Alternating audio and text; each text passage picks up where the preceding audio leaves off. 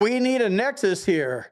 You have a service treatment records, you have an in-service event, and you have a diagnosis, but you do not have a doctor with a medical opinion saying that this current diagnosis in 2023 is a result from these service treatment records and this in-service event in 1975.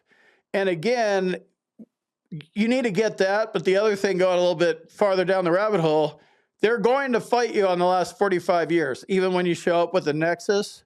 And then going down a little bit further, this is a back pain claim.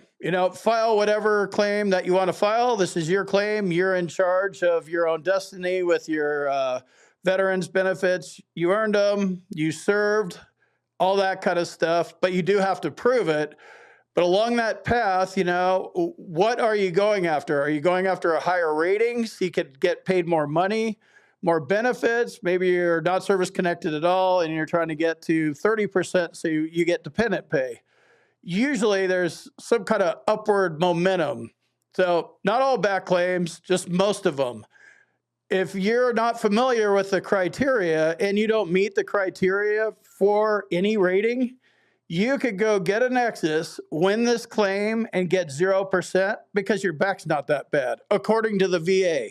In reality, your back's bad. You go to a real doctor, they're going to be like, dude, I can't even believe you're still walking. But the way the VA laws are written, the rating criteria, the 38 CFR, it's, 0, you have this, 10, you have this, 20, you have this, 40, you're dead and your back's broken in half, and 100's this. I don't have the back ratings in front of me, but you should look at your disability. Is it even worth filing a claim for? It sucks and it's ludicrous that you have to make these kind of calculations before you file a disability claim, but that's what the VA is doing. They use the combined ratings table and they throw all sorts of hurdles in there. So make sure this claim is the best claim that you can file and you want to fight.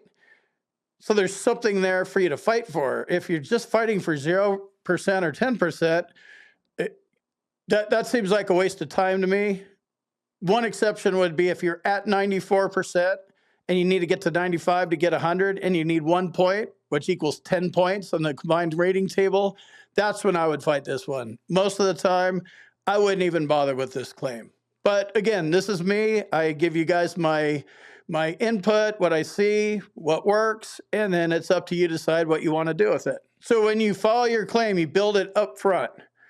You get your current diagnosis on paper. You don't wonder if you have it. You see it on paper with a diagnostic code, right? Because your doctor wrote you a diagnosis. And then you move over to the symptoms and you've checked the rating criteria and your symptoms, you already checked. This one will get me 20% if I win it. Winning is a whole different thing, but at least if I get to where I'm supposed to go, 20%. The doctor says right there, he wrote my diagnostic code and my symptoms. And he said that my disability that I currently have and am filing a claim for is linked to my service. Secondary service connection basis, presumptive, pre-existing, direct, or 1151 claim. One of those 5 ways. That's how you establish service connection. You have to pick that right too. So you can get the diagnosis and the nexus at QTC, VES, or LHI, which is now Optum. And he did get a diagnosis here, but it didn't really, it's a step further.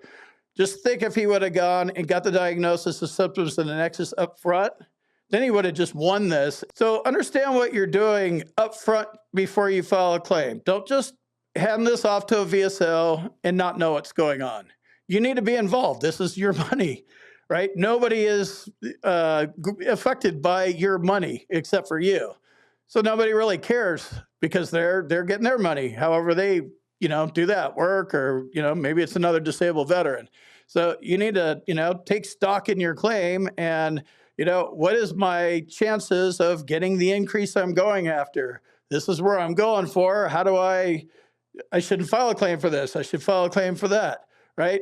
Balance all that stuff out and bring everything up front before you file your claim so you have something to appeal. On this one, he has to go back, get a nexus, and file a supplemental claim.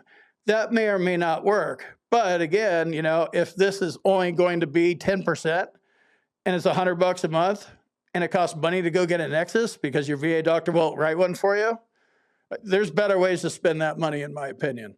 Let me jump in here real quick and tell you about my boot camp. If you want to learn more about the VA claims process, check out my boot camp. You can talk to me live. There's a link on the website and in the description, combatcraig.com. And also, if you need medical evidence like a nexus or documenting your symptoms properly, go to our website, combatcraig.com, and it says medteam/nexus letters. Click on that link, fill out the form, boom, you're done.